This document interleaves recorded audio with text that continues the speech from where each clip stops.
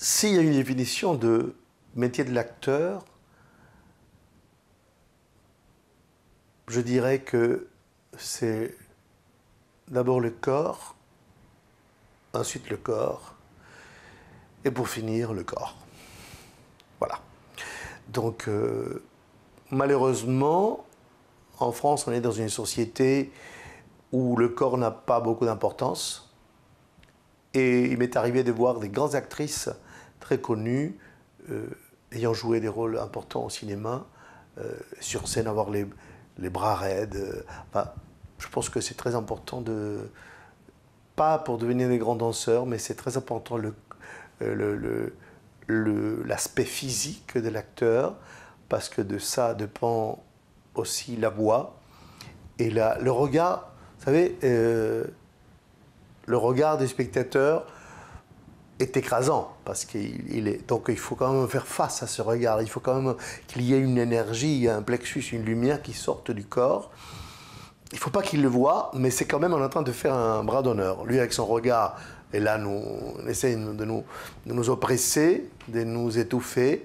Donc on ne peut pas se laisser abattre, donc il faut être là. Et c'est une lutte. Il faut, comme si on faisait de l'escrime, on ne peut qu'avancer ou partir en arrière. On ne peut pas avoir des fuites comme ça. C'est soit j'avance, soit il avance. Donc ce travail, cette notion du corps est très importante. Mais ce n'est pas nécessaire de faire des années de mime, des danses classiques et tout ça. Il faut juste savoir où est le port de tête, l'énergie dont on a besoin, l'énergie du personnage déjà. S'il est fatigué, il faut qu'on travaille cette fatigue. Mais je pense que c'est avoir le corps attentif à la création d'un personnage est la chose la plus importante. Si on s'ennuie au théâtre, c'est sûrement parce qu'il n'y a pas un travail corporel. On peut être avec une personne très belle et s'embêter lourdement.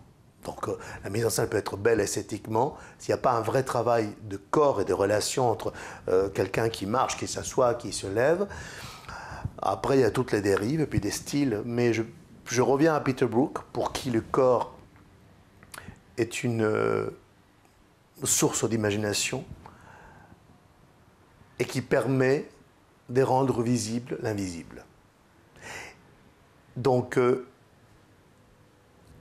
quand je disais tout à l'heure, être acteur, c'est passer à l'acte, je dirais même, et je crois que j'ai inventé ce mot, un jour comme ça en disant des bêtises, qu'on n'était pas des acteurs, mais des réacteurs. Quand je voyais mon chat qui était comme ça, qui avait une tête, et tout à coup il y a un oiseau qui passait, il réagissait au passage de l'oiseau. Donc l'acteur est celui qui s'invente des choses comme un schizophrène, qui voit, donc il réagit aux choses qui n'existent pas, parce que la scène est une planète morte, il n'y a rien, parfois il n'y a même pas de décor, donc il faut qu'il voit quelqu'un qui arrive, etc. Donc la réaction du corps me semble très importante, le poids, être là, c'est important parce que en tant que spectateur, le spectateur, lui, souhaite inconsciemment que le trapéziste se casse la gueule. C'est pour ça que quand ils sont trop